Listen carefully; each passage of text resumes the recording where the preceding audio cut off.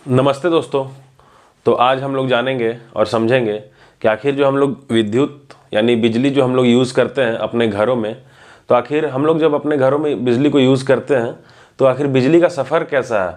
मतलब आखिर हम लोग तो ईज़िली इसको 220 वोल्टेज में बिजली को यूज़ कर लेते हैं, बट आज हम लोग जानेंगे कि आखिर विद्युत बनता कैसे है, आखिर उसका उत्पादन कैसे होता है और उत्पादन होने के बाद उसका हमारे घर तक का सफ़र क्या है।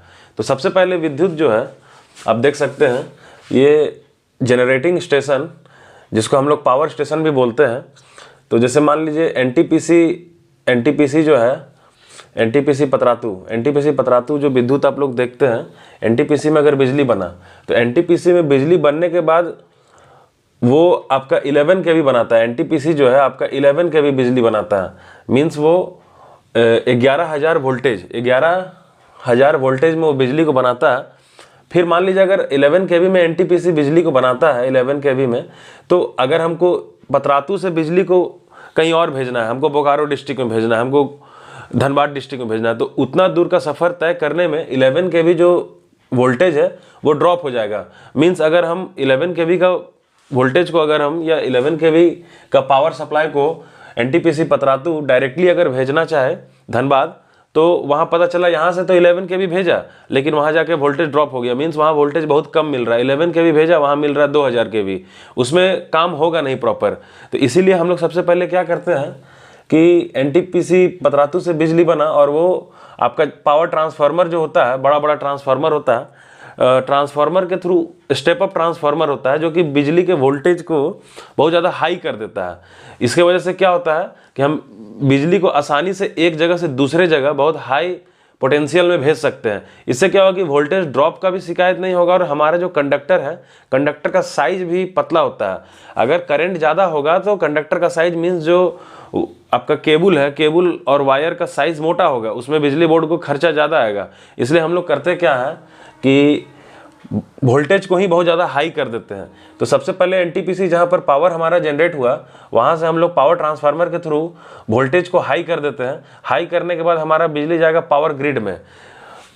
मान लीजिए आपका पतरातू में बिजली बना और पावर ग्रिड जो कि पतरातू में ही है, तो पतरातू में आपका जाएगा आपका वोल्टेज। तो देखिए सबसे पहले 11,000 बना, 11,000 को हम लोग पतरातू में जब भेजेंगे पावर ग्रिड में, तो पावर ग्रिड एक ऐसा जगह होता है जहाँ नाम से समझिए पावर ग्रिड, यानी पावर मतलब हुआ बिजली, विद्युत को ग्रिड मतलब खंडन करता है, मतलब पार्ट बाय पार्ट भेजता है।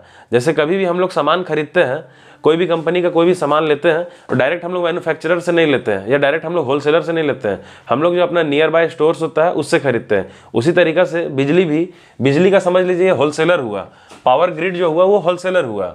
उस एरिया हेड में ये बिजली को डिस्ट्रीब्यूट करेगा पूरा। जैसे मान लीजिए पावर ग्रिड जो है अगर एक एरिया का है, अगर मान लीजिए रांची का है तो रांची में तो 3-4 पावर ग्रिड है, लेकिन मान लीजिए एक डिवीज़न का अगर पावर ग्रिड देखा जाए तो ये कांके का मान लीजिए पावर ग्रिड है, तो कांके में अगर 4-5 जगह है जो बड़ा बड़ा जगह, उसमें पावर ट्रांसफ़र करता है 33। तो सबसे पहले देखिए आपका पावर ट्रांसफार्मर से पावर ग्रिड में लाइन आया, ये 132 केवी यानी 1,32,000 वोल्टेज में भी बना के भेजता है पावर ग्रिड में, या तो 220 यानी 2,20,000 वोल्टेज, या तो 4,000 वोल्टेज। जैसा रिक्वायरमेंट होता है उस अनुसार से पावर ट्रांसफार्मर से हम बिजली को वोल्टेज देते हैं पावर ग्रिड को। पावर ग्रिड अब क्या करता है कि उस वोल्टेज को 33 केवी यानी कि वो अब कम करता है।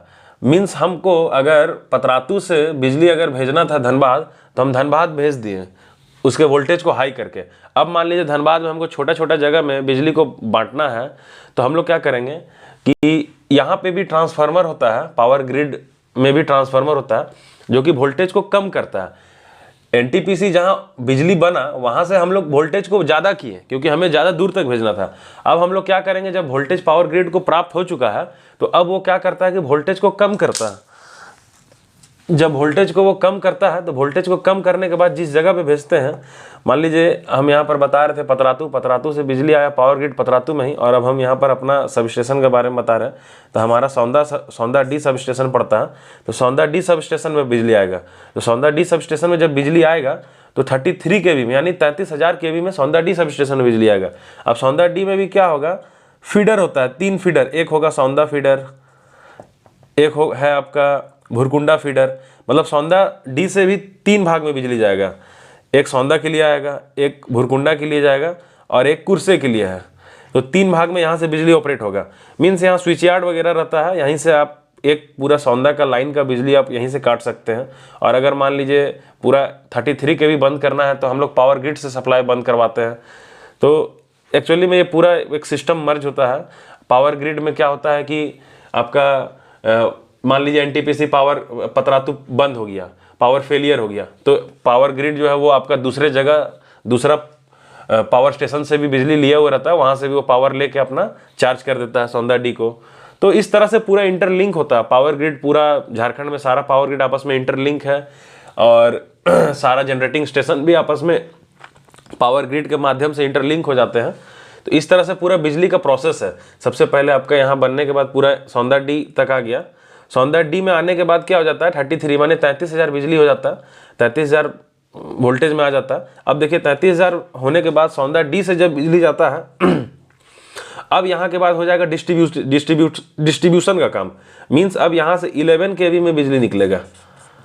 अब यहाँ से 11 kV में बिजली निकला। अब 11 kV में बिजली निकलने के बाद हमको जिस एरिया में सप्लाई को देना है उसमें क्या करते हैं हम लोग, DT में शॉर्ट फॉर्म लिख दिए हैं, डिस्ट्रीब्यूशन ट्रांसफार्मर। आप लोग अपने गांव घर का जो ट्रांसफार्मर होता है उसमें क्या होता है कि 11,000 वोल्टेज जाता है और 220 वोल्टेज आउटपुट होता है, सॉरी 440। उसी में अगर आप सिंगल फेज लिए हुए हैं, एक माइनस और एक प्लस जिसको आप लोग नॉर्मली बोलते हैं, तो वो आपका हो जाएगा सिंगल फेज में। अगर आप वोल्टेज को लिए हुए हैं तो वो नॉर्मली आपका 220 वोल्टेज हो जाएगा, जिसको हम लोग घरेलू बिजली बोलते हैं और वो घरेलू बिजली हम लोग यूज़ करते हैं।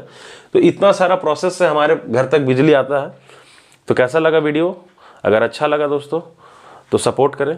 धन्यवाद। और भी किसी टॉपिक पे वीडियो जानने के लिए इलेक्ट्रिकल से रिलेटेड कमेंट करें।